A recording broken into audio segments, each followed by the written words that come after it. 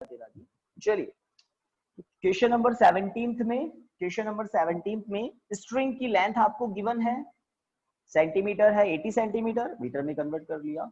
14 round complete करता है stone, 14 round complete करता है, तो 14 राउंड का एंगुलर डिस्प्लेसमेंट हमने पता लगा लिया। टाइम कितना लगता है स्टोन को? 25 सेकेंड्स। तो एवरेज एंगुलर वेलोसिटी हो जाएगी total angular displacement upon total time. तो theta by t whole square into l. L because r का रोल कौन प्ले कर रही है? उस स्ट्रिंग की लेंथ। सॉल्व कीजिए, थीटा पता है, टाइम पता है, एल पता है, सब कुछ पता है। एक्सेलरेशन आ जाएगा मीटर पर सेकंड स्क्वायर,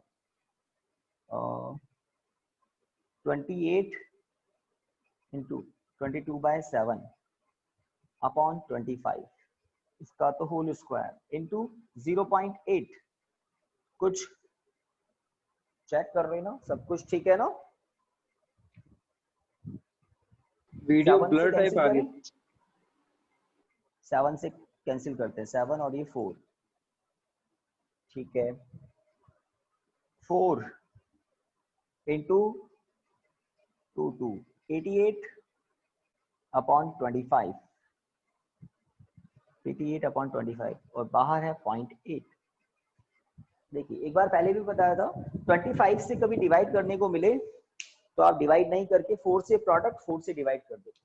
अगर मैं नीचे ऊपर 4 से प्रोडक्ट कर देता हूं तो 88 इंटू 4 क्या होगा? यही होगा क्या? 352 स्क्वायर। हाँ भाई, तो 4 से प्रोडक्ट कर दिया मैंने, यहाँ 4 से प्रोडक्ट करेंगे 100, 100 का मतलब डेसिमल शिफ्ट कर दिया। तो आप अपने हिसाब से करें, सबका अपना अपना मेथड होता है। हाँ भाई 3.25 का स्क्वायर बताइए। 11 समथिंग कुछ आ रहा है क्या? हो जाए तो जल्दी बता देना, जिसने कर लिया हो बता दे।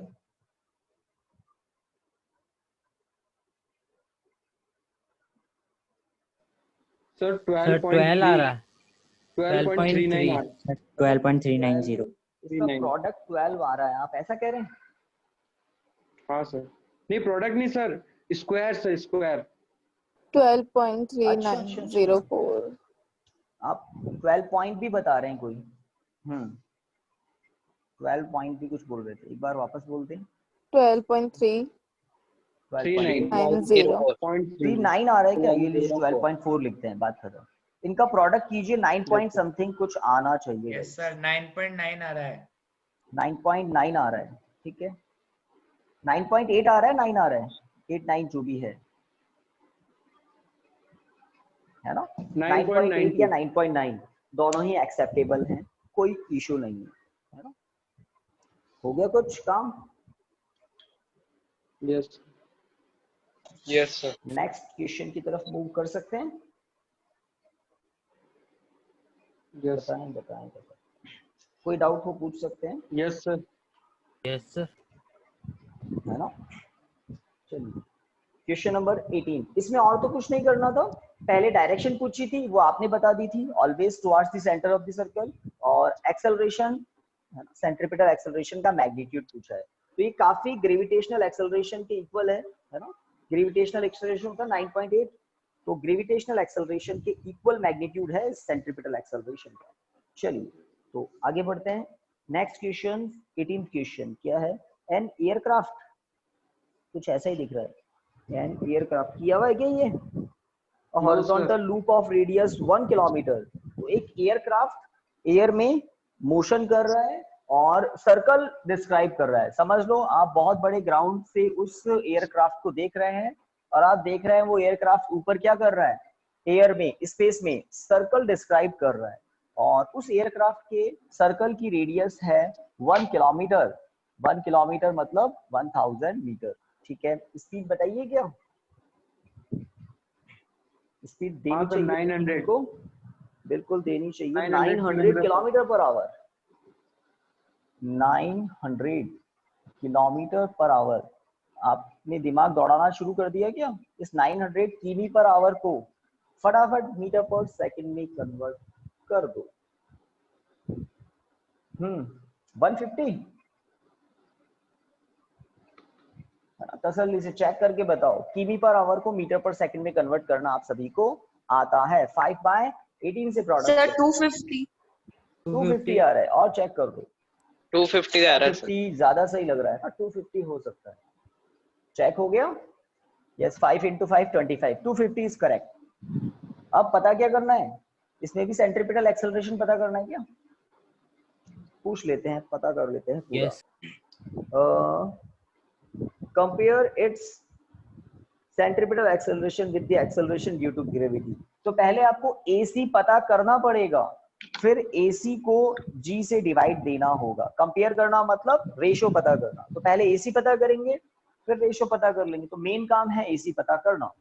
तो AC का फॉर्मूला V²/R। भाई ये क्यों यूज ले रहा हूँ? जैसा देश वैसा भेष। भाई जो गिवन होगा उसके अकॉर्डिंग फॉर्मूला यूज ले लेंगे। बिल्कुल सही, क्योंकि इन्होंने स्पीड बता दी ना, लीनियर स्पीड। तो स्पीड को यूज लेकर आप AC इस फॉर्मूला से पता लगा सकते हैं। इससे प्रीवियस क्वेश्चन में इंफॉर्मेशन दी थी एंगुलर डिस्प्लेसमेंट की और टाइम की, जिसकी हेल्प से आप ओमेगा पता लगा लेते हैं। तो हमने formula omega square into r वाला यूज ले लिया था ना। तो जैसा आपको इंफॉर्मेशन हो उस फॉर्मूले को आप यूज लें। दोनों फॉर्मूलास पता होने चाहिए। एंड करते हैं इसको। 250 होल स्क्वायर अपॉन 1000। कुछ इजी हो गया ये तो।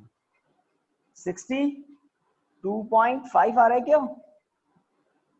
जल्दीबाजी तो नहीं कर दी मैंने? Yes sir. Yes, sir. 25 into 10⁻², upon 1000।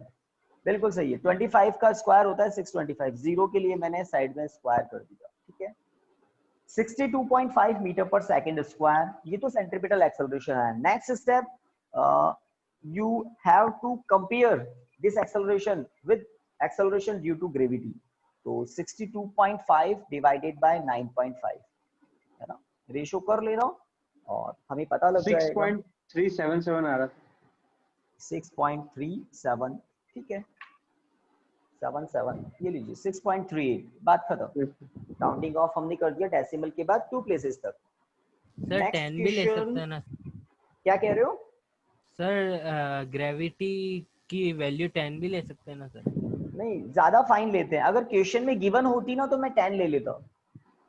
10 कब लेते हैं? जब क्वेश्चन में गिवन होती है, ठीक है, और Yes. नहीं होती है तो फिर थोड़ी सी फाइन वैल्यू हम ले लेते हैं। ये ज्यादा फाइन है ना, आपको पता है, ज्यादा fine.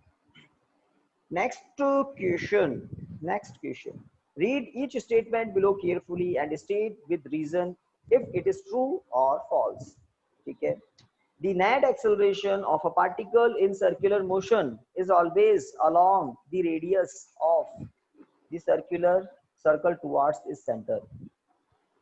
The net acceleration of the particle in circular motion बताइएगा, ये सही है क्या? Yes sir. देखो मुझे ये थोड़ा सा गड़बड़ लग रहा है। सर्कुलर मोशन लिखा है इन्होंने, थोड़ा ध्यान दो। यूनिफॉर्म सर्कुलर मोशन के लिए सेम वर्ड बोल रहा था। यूनिफॉर्म सर्कुलर मोशन अगर होता तो मैं इसको ट्रू बोल देता। यूनिफॉर्म सर्कुलर मोशन, अगर यूनिफॉर्म सर्कुलर मोशन नहीं है तो इसका मतलब 2 एक्सेलरेशन हो सकते हैं। आपको और क्लियर कर देता हूँ। Yes. एक पार्टिकल सर्कुलर मोशन कर रहा है, ओनली सर्कुलर मोशन, यूनिफॉर्म नहीं। तो इस डायरेक्शन में उसकी वेलोसिटी होती है, इस डायरेक्शन में होता है centripetal acceleration, no doubt. But इन्होंने नेट एक्सेलरेशन का बोला है। नॉन यूनिफॉर्म सर्कुलर मोशन में टेंजेंट डायरेक्शन में भी एक्सेलरेशन हो सकता है, टेंजेंट की डायरेक्शन में भी हो सकता है। और वो टेंजेंट की डायरेक्शन का एक्सेलरेशन, टेंजेंट एक्सेलरेशन क्या करता है? स्पीड को कम ज्यादा कर देता है। और अगर दोनों एक्सेलरेशन हैं, इसको छोड़ देता हूँ, एक डायरेक्शन में एक बार में होता है। अगर दोनों एक्सेलरेशन है तो रिजल्टेंट कुछ है ना, मिड में आएगा ना, रिजल्टेंट एक्सेलरेशन कुछ मिड में आएगा। तो नॉन यूनिफॉर्म सर्कुलर मोशन में टेंजेंट एक्सेलरेशन होता है, यूनिफॉर्म सर्कुलर मोशन में टेंजेंट एक्सेलरेशन नहीं होता है, इसलिए स्पीड कांस्टेंट होती है, वन एंड ओनली एक्सेलरेशन होता है और वो सेंटर की तरफ होता है, ठीक है। तो ध्यान रखना, यूनिफॉर्म सर्कुलर मोशन में तो ये स्टेटमेंट सही होगा, बट कोई भी सर्कुलर मोशन है तो not possible. B, the velocity vector of a particle at a point is always along the tangent to the path of the particle at that point. क्या ये सही है?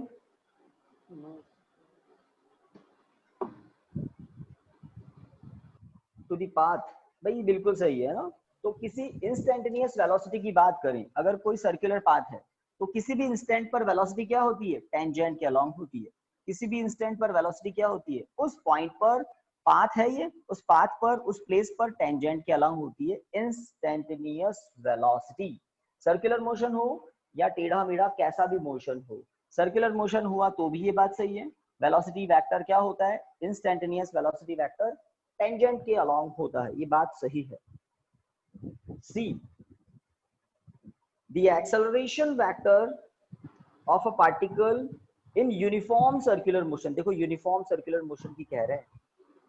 Average over one cycle is a null vector. Null vector मतलब zero, zero vector. Null vector मतलब zero vector. Is it true?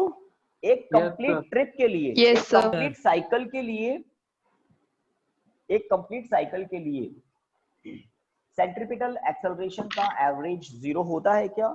Yes, zero होता है। Yes, sir. Reason, एक complete cycle में डिस्प्लेसमेंट कितना हो जाता है? Zero. Zero. जीरो होता है। और हमें पता है डिस्प्लेसमेंट से वेलोसिटी होती है और वेलोसिटी से एक्सेलरेशन होता है। जब डिस्प्लेसमेंट जीरो है तो वेलोसिटी जीरो होगी, वेलोसिटी जीरो है तो एक्सेलरेशन जीरो होगा। तो रीजन बेसिक आ जाता है कि कंप्लीट लूप में नो डिस्प्लेसमेंट, नो वेलोसिटी, है ना, एवरेज जीरो होता है, एवरेज जीरो हो जाता है। नेक्स्ट क्वेश्चन नंबर 20 के लिए आपको नेक्स्ट, हाँ अब ये 20 जो है ना, जब हम डिफरेंशिएशन पढ़ेंगे तब करेंगे इसको। तो अभी आपको पहले करना होगा 21। ध्यान रखना, मुझे याद दिला देना। 20 नंबर का जो क्वेश्चन है वो हम डिफरेंशिएशन के कुछ फॉर्मूलाज देखेंगे, फटाफट हो जाएगा, इजी क्वेश्चन। 21 एक अच्छा क्वेश्चन है। देखिए t इक्वल टू 0 पर वेलोसिटी है 10 j कैप, देखो सही लिखा हुआ है, मीटर पर सेकंड। 10 j कैप मीटर पर सेकंड इनिशियल वेलोसिटी है। किस डायरेक्शन में है ये? y डायरेक्शन में है। कैसे पता लगा? j कैप को देखकर पता लगा कि किसी पार्टिकल की इनिशियल वेलोसिटी y डायरेक्शन में है, j कैप को देखकर पता लगा। आगे, moves in the xy plane with a constant acceleration, एक constant acceleration है। वो constant acceleration क्या है? 8 i कैप, जीरो नहीं लगा रहा, प्लस 2 j कैप, 2.0 मीन्स 2, ठीक है, मीटर पर सेकेंड स्क्वायर। तो ये 2 डायमेंशनल एक्सेलरेशन है गाइस। कैसे पता लगता है? ये यूनिट वेक्टर्स को देखकर पता लगता है। k कैप प्रेजेंट नहीं है, अदरवाइज 3D एक्सेलरेशन भी हो सकता था। इस एक्सेलरेशन को देखकर आपको पता लग गया होगा एक्सेलरेशन का x कंपोनेंट कितना है? 8। एक्सेलरेशन का y कंपोनेंट कितना है? 2, है ना। देखकर फटाफट पता लग जाता है कि i कैप का कोफिशिएंट होता है x कंपोनेंट, j कैप का कोफिशिएंट होता है y कंपोनेंट। तो ये मुझे x y डायरेक्शन में कंपोनेंट पता लग गए। हम इस क्वेश्चन को सॉल्व करेंगे सेपरेट मतलब x डायरेक्शन में सेपरेट सॉल्व होगा, y डायरेक्शन में सेपरेट सॉल्यूशन होगा। पता क्या करना है देख लो। First a, at what time x coordinate of the particle 16 meter, किस टाइम पर पार्टिकल का x कोऑर्डिनेट 16 मीटर होगा? x कोऑर्डिनेट, तो ए पार्ट करना है, उसमें आपको एक एक्स्ट्रा बात गिवन है, x इक्वल टू 16 मीटर। आपको टाइम पता करना है, eight what time the x coordinate become 16। तो सेपरेट x डायरेक्शन में क्वेश्चन को सॉल्व कर लेते हैं, है ना। न्यूटन का कोई ना कोई इक्वेशन यूज आएगा। x डायरेक्शन का एक्सेलरेशन भी मुझे दिख रहा है 8 मीटर पर सेकंड स्क्वायर। x डायरेक्शन की इनिशियल वेलोसिटी भी मुझे पता है, बताइए कितनी? x डायरेक्शन की इनिशियल वेलोसिटी कुछ भी नहीं है, है ना, क्योंकि पार्टिकल की इनिशियल वेलोसिटी जो भी है वो ये है, इसमें x तो कंपोनेंट ही नहीं है, i कैप तो है नहीं, इसलिए x डायरेक्शन की इनिशियल वेलोसिटी 0 है। इन 4 फिजिकल क्वांटिटीज को देखें, x, t, ax, u, which equation we have to use? I think second equation। Second equation से आपको टाइम मिल जाएगा। तो आप लिखिए from second equation of motion in x direction, और सॉल्व करके मुझे बताइए, बहुत इजी क्वेश्चन हो गया अभी। 2 seconds. Sir, 2 seconds. Seconds, may be आप सही कह रहे हैं। बाकी लोग, अभिषेक, अंकित, आवाज आ रही है? अभिषेक, अंकित, यस सर। Yes, sir. है ना भाई? आपको मैंने ठीक है ज्वाइन करने के लिए कह दिया और आप हैं, ये अच्छी बात है।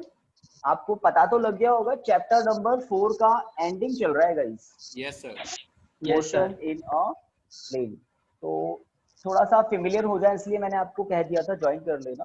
बाकी अंडरस्टैंडिंग की, पढ़ाई की अगर बात करें तो आपको नेक्स्ट चैप्टर से, प्योर चैप्टर से समझ में आने लगेगा।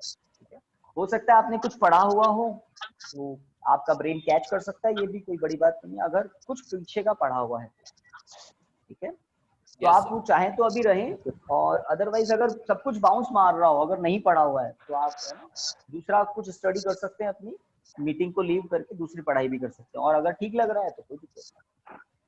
हाँ भाई, 2 सेकेंड्स आंसर आया था। Second equation of motion, x equal to ut plus half at square. इसको थोड़ा मॉडिफाई कर दें, u के प्लेस पर ux, a के प्लेस पर ax। अब हो गया ये x डायरेक्शन में। ठीक है, वैल्यू पुट कर देते हैं, हाफ a t स्क्वायर, है ना। ux 0 है इसलिए सेकंड टर्म 0, तो 16 इक्वल टू 4t स्क्वायर। 4 को मैं ऐसे लिख देता हूँ, so t square equal to 4। Time negative होता नहीं है, तो जब आप स्क्वायर रूट करोगे तो +2। बिल्कुल सही, आधा काम हो गया।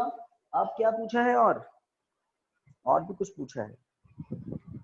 बी पार्ट क्या है इसका, what is the speed of the particle at that time. अब बताइए क्या करें, बी पार्ट करते हैं। हाँ भाई, ए पार्ट, अब B part दूसरा है।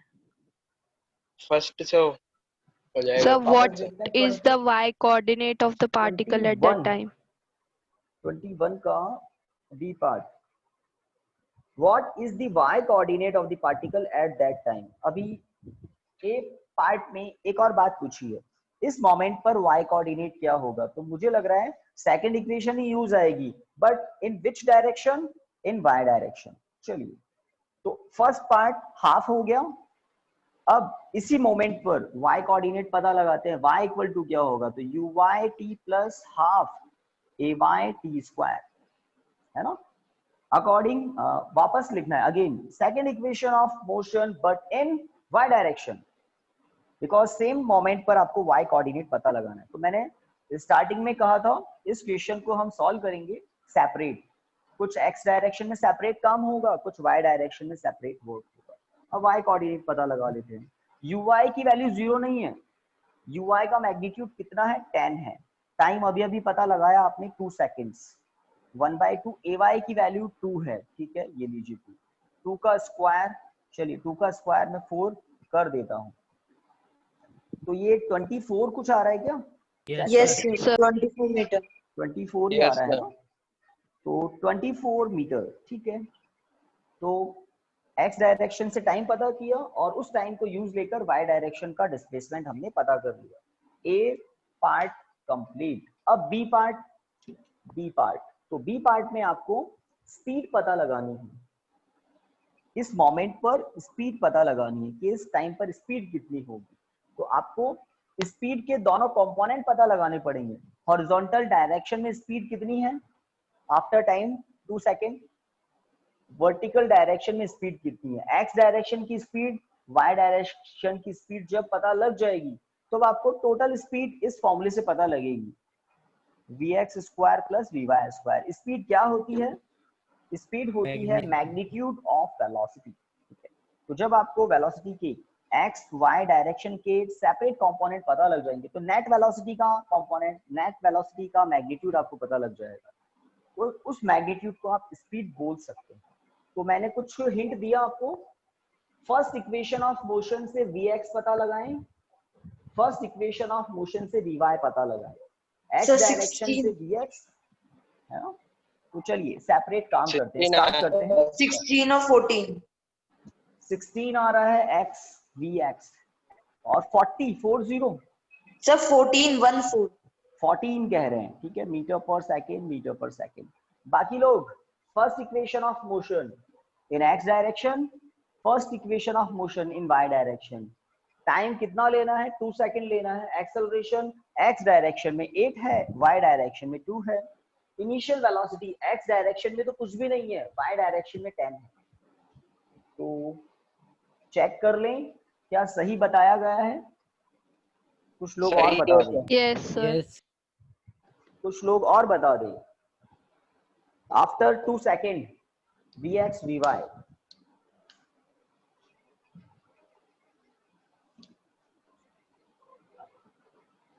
स्पीड क्या हो जाएगी, स्पीड हो जाएगी इस फॉर्मूले से, क्योंकि vx vy म्यूचुअली 90 डिग्री पर होते हैं, तो जो नेट स्पीड होगी वो होगा आपका रिजल्ट इस फॉर्मूले से। 16 का स्क्वायर करना होगा, 14 का स्क्वायर करना होगा। 16 का स्क्वायर 256 होता है क्या? Yes, sir. 14 का आई थिंक 196 होता है। इसका सम अप करें, 452. 452 बता रहे हैं, ठीक है। इसका कुछ हो सकता है क्या? Sir, 21.26. 21 तो आप बिल्कुल सही कह रहे हैं, क्योंकि 21 मतलब 441 होता है। 21.26 26. मीटर पर सेकेंड है। अगर कोई यहाँ पर मीटर पर सेकेंड लगा देना तो रॉन्ग नहीं है, दिस इज ऑल्सो ट्रू। और अंडर रूट कर दिया तो ज्यादा अच्छी बात है, कोई दिक्कत नहीं। ओके, नेक्स्ट क्वेश्चन की तरफ मूव करते हैं। तो इसमें बहुत कुछ बातें पूछ ली थी। ए पार्ट में 2 थे, देन बी पार्ट में 1 2 3। आपको vx अलग से पता करना है, vy अलग से पता करना है, फिर स्पीड आपको इस फॉर्मूले से ही मिलेगी। ये रिजल्टेंट स्पीड है v। Next question. तो 640 हो गया, देखते हैं क्या होता है। यस गाइस, 22-20 ये 2 क्वेश्चन अभी आपको नहीं करना। 4.22 जो है ना, इसमें 20 to 30 मिनट सेपरेट लग जाएंगे, तो कल हम इसको डिस्कस करेंगे। अच्छा क्वेश्चन है, मुझे तो डायरेक्शन वाले क्वेश्चन बड़े अच्छे लगते हैं। 22, क्योंकि अभी इसको कर लिया तो बस ये अकेला ही होगा आज। और मैं चाह रहा हूँ ये 2 क्वेश्चन, एक तो 4.20 जब डिफरेंशिएशन हो जाएगा तब ये तो फटाफट हो जाएगा, इजी क्वेश्चन है, इसमें टाइम नहीं लगेगा, इसमें लगेगा। अच्छा क्वेश्चन, बहुत अच्छा क्वेश्चन। चलिए 23 पहले करना है, तो ये 2 क्वेश्चन मुझे कल याद दिलाना है आपको। 23 पहले करते हैं। For any arbitrary motion in space which of the following, देखो आर्बिटरी समझ गए ना, आर्बिटरी मतलब कुछ रेगुलेशन नहीं है। आर्बिटरी मतलब स्पेस में जैसे कोई इंसेक्ट मोशन कर रहा है ना, कोई मॉस्किटो मोशन कर रहा है, कैसे भी मोशन हो सकता है स्पेस में, 3 dimension motion. Which of the following relation are true, देखते हैं। एवरेज वेलोसिटी, 2 वेलोसिटीज का जस्ट ऑर्डिनरी मीन होता है क्या? बिल्कुल गलत लग रहा है। तो v average v1 plus v2 bye 2 ऐसे ही हो जाता है क्या? आपको कह दें कि कोई vehicle No, v1 sir. Velocity से ट्रेवल कर रहा है, उसके बाद कुछ टाइम तक v2 से कर रहा है, और एवरेज ये होगा। नो, ऐसे नहीं करते। हमें पता है total displacement upon total time से होता है एवरेज वेलोसिटी का, तो ये रॉन्ग है, बिल्कुल रॉन्ग है। सेकंड, आर्बिट्ररी मोशन के लिए एवरेज, ये अच्छा लग रहा है, total displacement upon total time. देखिए R2 माइनस R1, तो ये फाइनल डिस्प्लेसमेंट है, ये इनिशियल डिस्प्लेसमेंट है, तो इस ब्रैकेट से आपको मिलेगा टोटल डिस्प्लेसमेंट, और नीचे है time interval T2 minus T1। तो R2 क्या है सर लास्ट टाइम पर, Multiplied भी है time. टाइम मल्टीप्लाइड भी है, कहाँ Yes, पर है? sir. ये मल्टीप्लाइड Sir, नहीं है, यही बताने वाला था मैं। ये है RT2, एक्चुअल में T2 टाइम पर डिस्प्लेसमेंट RT2 है, ये मल्टीप्लाई नहीं है, ध्यान रखना। जैसे फंक्शन होता है, अभी हम फंक्शन की भी बात करने वाले थे। डिस्प्लेसमेंट किस पर डिपेंड करता है? टाइम पर। तो इसका मतलब होता है displacement eight T2 time, sir RT1 bracket में है ये T1, इसका मतलब होता है displacement at instant T1 instant पर डिस्प्लेसमेंट है, पोजीशन भी बोल सकते हैं, इसलिए जानबूझकर मैंने ये T1 T2 नहीं लिखे। अब मैं ऑरली बोल रहा हूँ, ये फाइनल डिस्प्लेसमेंट है, फाइनल पोजीशन है, ये इनिशियल डिस्प्लेसमेंट है, इनिशियल पोजीशन। इन दोनों पोजीशंस का डिस्प्लेसमेंट होगा टोटल डिस्प्लेसमेंट, और नीचे है total time interval, total time. तो ये बात तो मुझे सही लग रही है। आप क्या सोच रहे हैं? एवरेज वेलोसिटी ऐसे तो पता करते हैं, ऊपर है Yes, total sir. Displacement, Yes, sir. Time interval. तो दिस इज ट्रू, ये ठीक लग रहा है।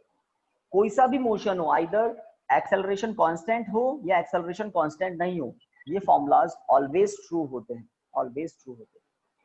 सी क्या है? v equal to u plus a t जैसा दिख रहा है guys, v equal to u plus a t. अब आप कहेंगे ब्रैकेट में जीरो प्रोडक्ट में है, तो आप समझ गए होंगे v के आगे ब्रैकेट में जीरो है, इसका मतलब t इक्वल टू जीरो पर वेलोसिटी को हम क्या कहते हैं? u है। इसका मतलब ये वेलोसिटी एट इनिशियल टाइम क्या होती है? सिंबल u भी होती है, ठीक है। तो v equal to u plus a t, क्या ये इक्वेशन सही है क्या? Yes. Yes, sir. तो एक बात आपको बता देता हूं, अगर एक्सेलरेशन कांस्टेंट हो तब ये इक्वेशन सही है, अदरवाइज नहीं है। किसी भी आर्बिट्ररी मोशन के लिए एक्सेलरेशन कांस्टेंट नहीं होता, एक्सेलरेशन कांस्टेंट नहीं होता तो इक्वेशन ट्रू नहीं होता। ये equation one and only constant acceleration के लिए होते हैं। आपको याद होगा जब हमने इनका डेरिवेशन किया था तो वेलोसिटी टाइम ग्राफ को स्ट्रेट लाइन बनाया था, नहीं बनाया था? Yes. और Yes, वो sir. तभी Yes, होता sir. है जब एक्सेलरेशन कैसा होता है? कांस्टेंट। और अगर एक्सेलरेशन कांस्टेंट नहीं है, कब नहीं होता है? क्वेश्चन में लिखा हुआ है for any arbitrary motion acceleration constant नहीं है तो न्यूटन का कोई भी इक्वेशन वैलिड नहीं होगा, कोई भी, ना फर्स्ट ना सेकंड ना थर्ड, अगर एक्सेलरेशन कांस्टेंट ही नहीं है तो C is not true, it is true for a constant, acceleration constant। बताइए D के बारे में, अब आप ही बता देंगे। होता है ना x equal to ut plus half a t square, तो इन्होंने शक्ल चेंज करके दिखाया है, आपको टेंशन नहीं लेनी है ना। Position at any time t equal to position at t equal to 0 plus ut plus half a t square. हो सकता है बुक में u को v और ब्रैकेट में 0 लिखा हुआ, इनिशियल वेलोसिटी कहते हैं इसको, ठीक है। हम V। तो स्टैंडर्ड सिंबल लिखेंगे। इनिशियल डिस्प्लेसमेंट को हम x नॉट कह सकते हैं और टोटल डिस्प्लेसमेंट को हम x कह सकते हैं। तो this is the second equation of motion, है ना। हम इनिशियल डिस्प्लेसमेंट x नॉट को इन जनरल 0 लेते हैं ना, इसलिए आपको ये टर्म हमेशा दिखाई नहीं देती है, बट अगर इनिशियल डिस्प्लेसमेंट हो तो उसको कंसिडर कर लेते हैं, ठीक है। इन जनरल हमारे हर क्वेश्चन में इनिशियल डिस्प्लेसमेंट कुछ होता नहीं है, तो हमारा इक्वेशन यहाँ से स्टार्ट हो जाता है, ठीक है। तो बताइए आर्बिट्ररी मोशन के लिए ये सही हो गया होगा क्या? टी स्क्वायर आता है No, sir. तो False. सही होगा। No, sir. One and only case, अगर एक्सेलरेशन कांस्टेंट है तब तो ये ठीक है, अदरवाइज ठीक नहीं है। लास्ट, अब आप सोच सकते हैं लास्ट सही है या नहीं है। No. V average equal to, v average नहीं है, ए एवरेज है। तो एक्सेलरेशन क्या होता है? Rate of change of velocity, ठीक है। एवरेज एक्सेलरेशन क्या होता है guys? Total change in velocity upon time interval. तो मुझे ये ठीक लग रहा है। एवरेज एक्सेलरेशन क्या होता है? Total change in velocity, final velocity minus initial velocity t2 और ये t1। तो लास्ट टाइम पर वेलोसिटी, इनिशियल टाइम पर वेलोसिटी और ये टाइम इंटरवल। तो ऊपर न्यूमरेटर में तो है टोटल चेंज इन वेलोसिटी और डिनोमिनेटर में है टोटल टाइम इंटरवल। तो बात तो सही डायरेक्शन में है गाइस। एवरेज एक्सेलरेशन हो सकता है ये, कैसा भी मोशन हो, कैसा भी मोशन हो। Final velocity minus initial velocity क्या होगी? चेंज इन वेलोसिटी, और ये है टाइम इंटरवल। एवरेज एक्सेलरेशन मिलेगा, है ना। किसी भी आर्बिट्ररी मोशन के लिए ही तो एवरेज एक्सेलरेशन पता करना पड़ता है, क्योंकि एक्सेलरेशन चेंज होता रहता है। तो इस फॉर्मूले से क्या मिलता है? एवरेज एक्सेलरेशन किसी भी आर्बिट्ररी मोशन के लिए। और कांस्टेंट एक्सेलरेशन में तो हम एवरेज पता ही नहीं करते, क्योंकि एक जैसा आता है हमेशा। यस गाइस, कुछ आइडिया लगा? This is true.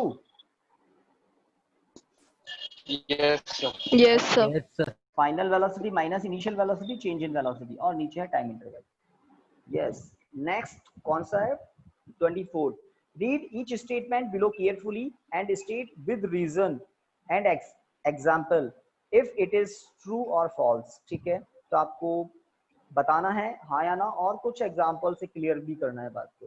A scalar quantity is one that, a scalar quantity is one that, ये जो स्टेटमेंट है इसको ए के साथ ज्वाइन करेंगे, फिर बी के साथ, फिर सी के साथ, फिर डी के साथ, फिर ई के साथ।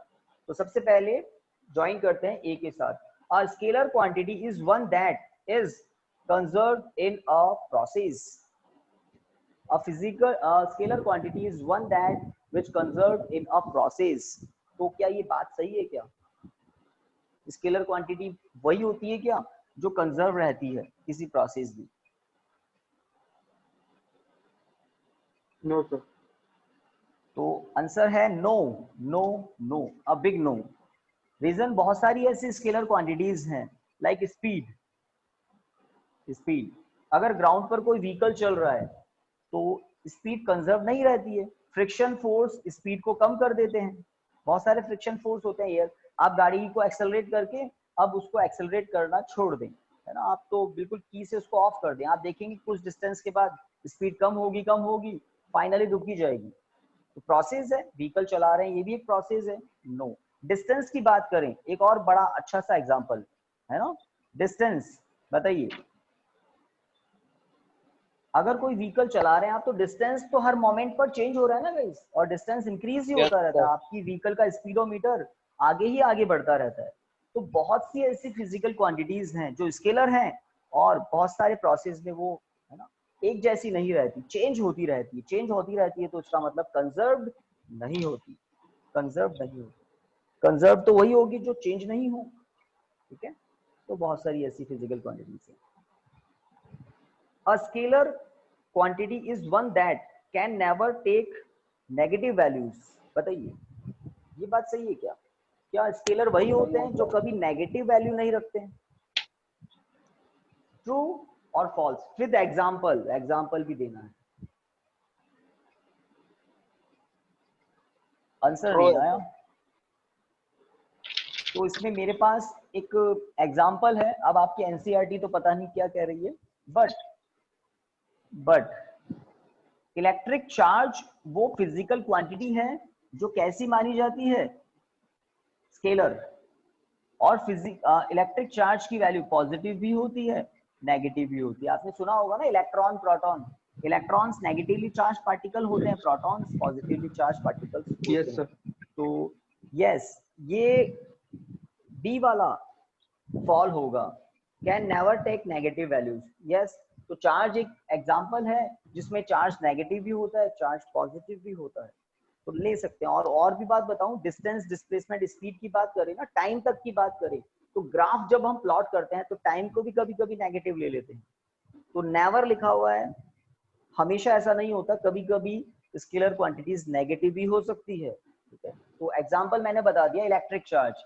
Electric charge is a scalar quantity, it has negative values, also it has positive values। Third पर आते हैं, a scalar quantity is one that must be dimensionless। impossible, ऐसा थोड़ी है भाई, स्पीड एक स्केलर क्वांटिटी है, क्या इसकी डायमेंशन नहीं होती है? इसकी यूनिट होती है, इसकी डायमेंशन भी होती है।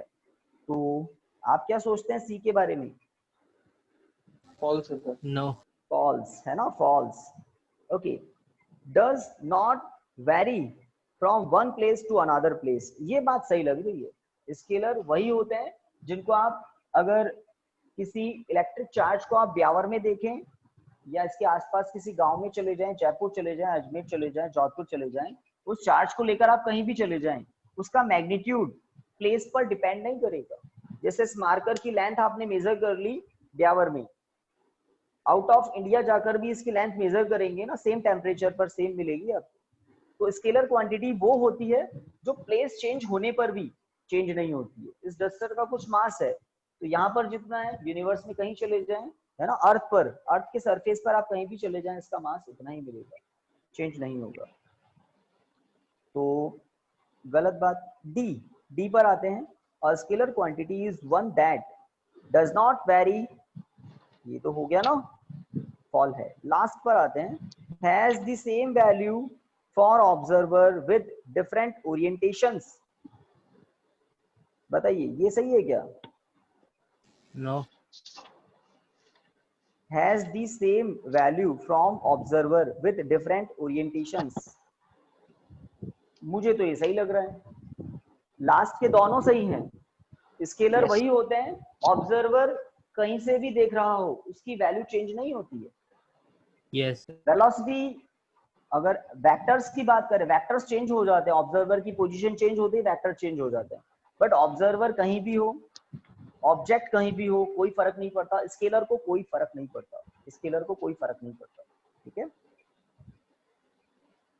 तो अब नेक्स्ट क्वेश्चन, टाइम देख लें, अभी है हमारे पास टाइम, आई थिंक हो जाएगा 25 क्वेश्चन, इसलिए हमने इन दोनों को थोड़ा सा रेस्ट दिया, कल करेंगे ताकि बाकी सारे हो जाए।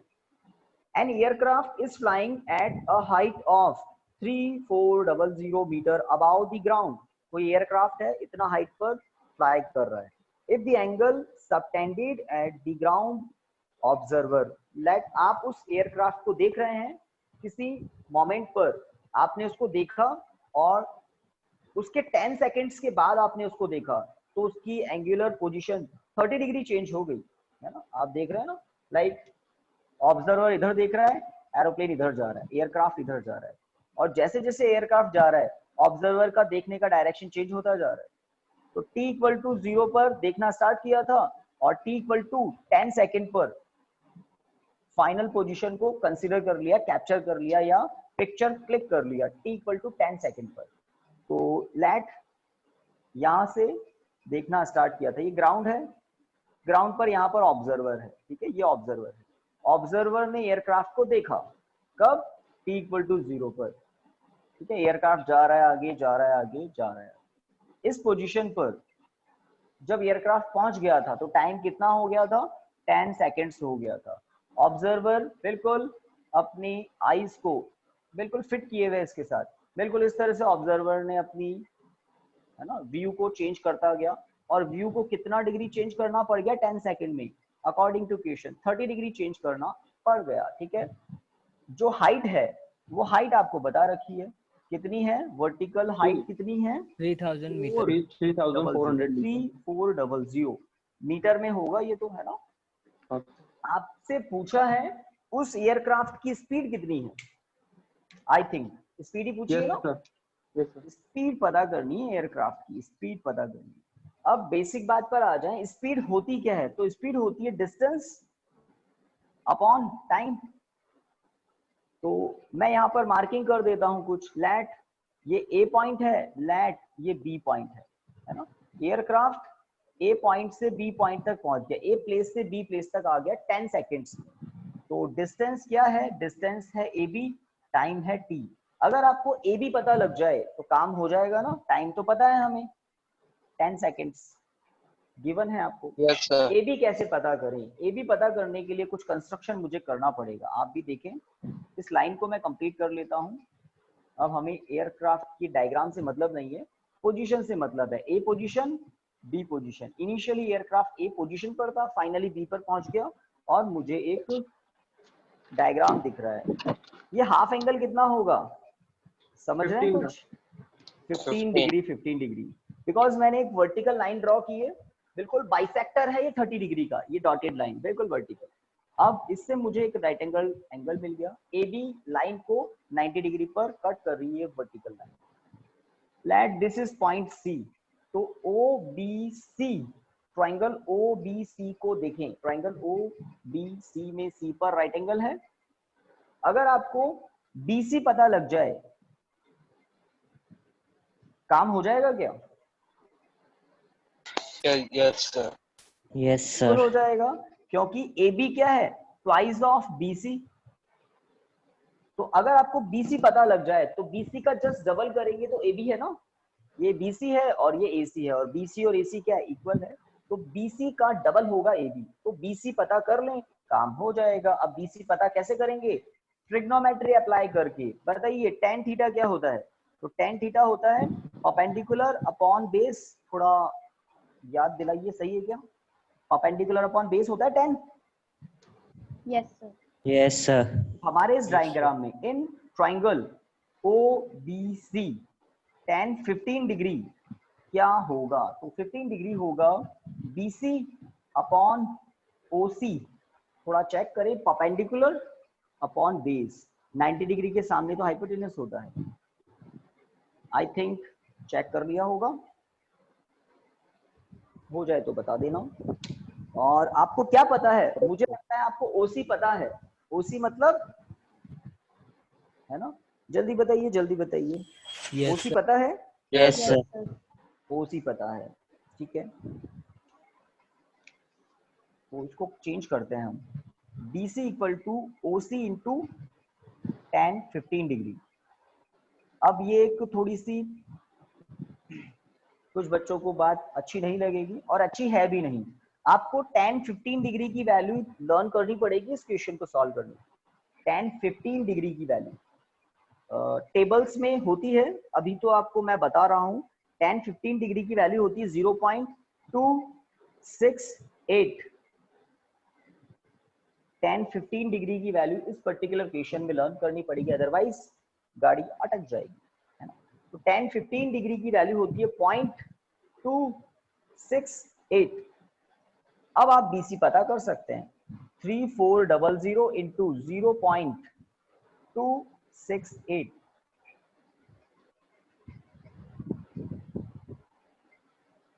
प्रोडक्ट करना होगा और उसका भी डबल। ये फॉर्मूला वेट कर रहे हैं, स्पीड पता करना। 911.2.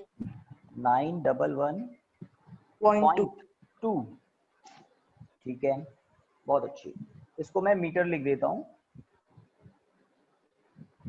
अब आप यहां से स्टार्ट कर दीजिए। Now speed equal to distance upon time, AB upon T। AB क्या है? Twice of BC। Value put कीजिए, 2 इंटू 911.2 अपॉन 10।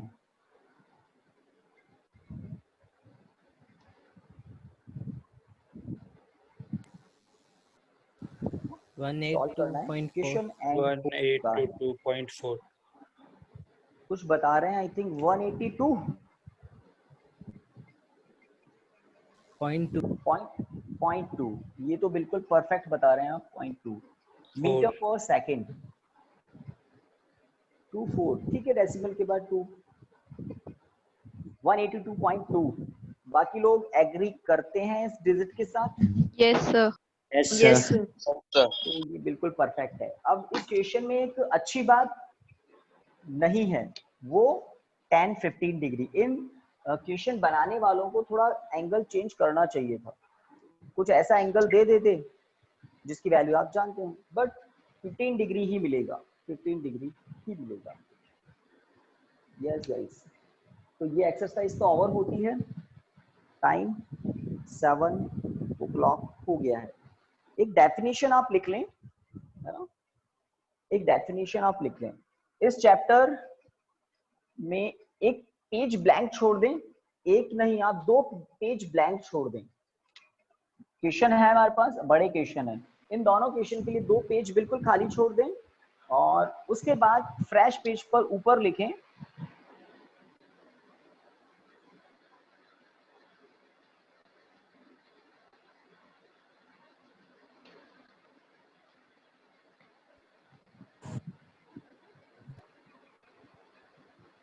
टू पेजेस आपको ब्लैंक करने थे। कुछ क्वेश्चंस हैं जीरो चैप्टर में आपको कुछ मैथमेटिकल इंफॉर्मेशन मिलेगी, डिफरेंशिएशन से रिलेटेड, इंटीग्रेशन से रिलेटेड। उसमें सबसे पहले फंक्शन क्या होता है, इसकी बात हम कर लेते हैं। What is function? अब वो जो है ना पार्टी और वो होती है, वो नहीं है ये फंक्शन।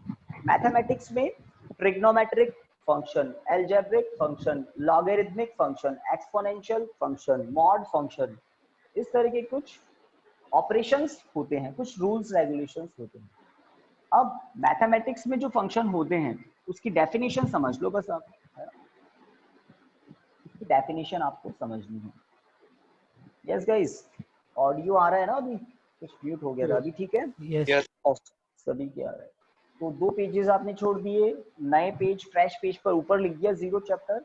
एक्चुअल में मैथमेटिकल टूल्स के बारे में हम इसमें पढ़ेंगे, बहुत काम आएगा। कुछ क्वेश्चन जैसे ना 20th क्वेश्चन तभी हो पाएगा जब आपको कुछ इंफॉर्मेशन हो। ओके, फंक्शन क्या होते हैं? तो हम इसमें कहते हैं अगर कोई क्वांटिटी है y कोई क्वांटिटी है like speed, acceleration, momentum, force, इन सब में से कुछ भी हो सकता है y, एक सिंबल है y। तो y अगर कोई क्वांटिटी है और y क्वांटिटी किसी इंडिपेंडेंट क्वांटिटी x पर डिपेंड करती है, y क्वांटिटी किस पर डिपेंड करती है? x पर, और x की किसी पर्टिकुलर वैल्यू पर y की कोई पर्टिकुलर वैल्यू हमें मिलती है, तो एक्चुअल में y क्या है? Function of x। y क्या है? Function of x। y किस पर डिपेंड कर रहा है? x पर डिपेंड कर रहा है। फॉर एग्जांपल आपको मैं कह दूं sin x, क्या कह दूं? y equal to sin x, ध्यान दें। और अगर x की वैल्यू आपको मैं कहूं 90 डिग्री ही पुट करनी है, तो आप कहेंगे y की वैल्यू 1 आ रही है, सही बात? Yes sir. इस Yes, फंक्शन sir. और बहुत सारे एग्जांपल हैं। अगर आपको कहूं x की वैल्यू आपको 30 डिग्री ही पुट करनी है, तो आप कहेंगे y की वैल्यू 1/2 आ रही है, ऐसा Yes, कुछ sir. होता है ना? तो क्या है function? If y is a quantity which depends on another quantity x and there exists a unique value of y with or correspond to a unique value of x, x की किसी unique value के correspond y की एक unique value हो, तब y क्या है? y को कहते हैं फंक्शन ऑफ x। तो डेफिनेशन लिखवाते हैं, बहुत सारे एग्जांपल हो सकते हैं, बट आप ट्रिग्नोमेट्रिक फंक्शन जानते हैं, इसलिए मैंने वही एग्जांपल से आपको समझाने की कोशिश की। देखिए, if a quantity y, function की डेफिनेशन हम लिख रहे हैं, standard definition. If a quantity y, quantity कुछ भी हो सकती है, if a quantity y depends on another variable quantity x, depends on another variable quantity x, depends on another variable quantity x, and there exists a unique value of y, and there exists a unique value of y with a unique value of x, with a unique value of x,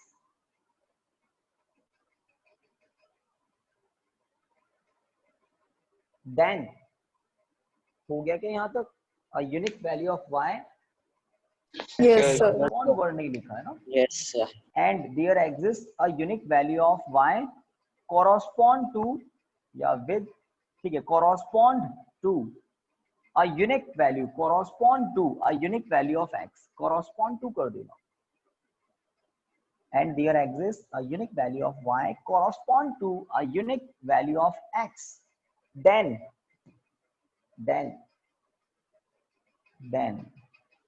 y is called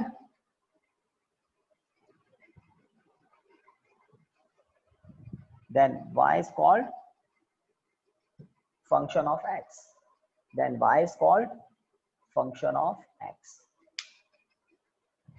तो example से बातें ज्यादा जल्दी समझ में आती है, ये जो एग्जाम्पल है ना, इससे बात ज्यादा समझ में आती है कि x एक वेरिएबल है, x की वैल्यू आप चेंज करते हैं तो इफेक्ट किस पर आता है? y पर आता है ना?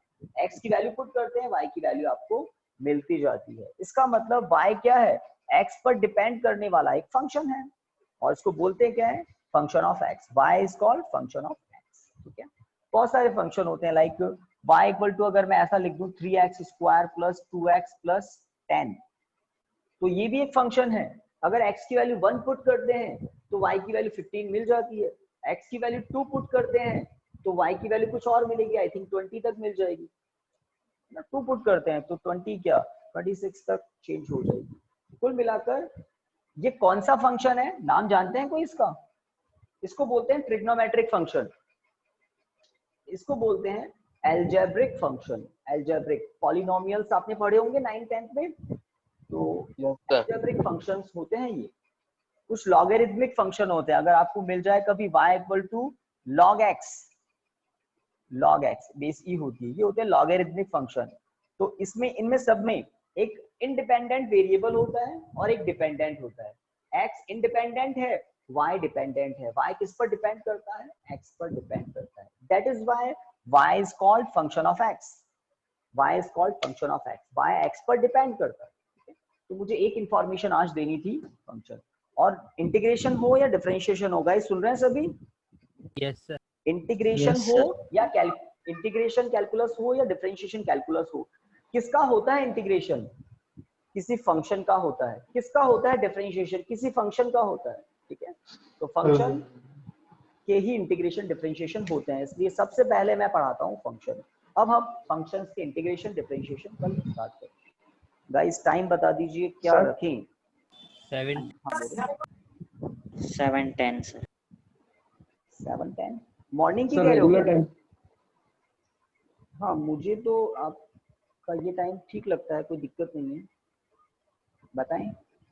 सर रेगुलर टाइम में रख ले। है ना, ताकि आपको वही सब कुछ है ना सेट रहता है कि हाँ ये टाइम है। तो हम लोग 6 o'clock मिलते हैं और 6 to हो सकता है 7:30 तक हम पढ़ लें, कोई दिक्कत तो नहीं होगी? थोड़ा सा सर, शाम को? मैथमेटिक्स में टाइम No, भी नहीं sir. लगेगा। हाँ इवनिंग शाम में को? इवनिंग में PM। ठीक है ना, मैं अभी मैसेज कर देता हूँ 6 to 7:30। कल हम डिफरेंशिएशन से स्टार्ट करेंगे, काफी फॉर्मूलाज देखेंगे। ठीक है ना guys? Yes sir. Yes, Yes, sir. sir. Okay 6 to 7:30 कल। थैंक यू स्टूडेंट्स आज के लिए। Thank you, sir. Okay. Sir.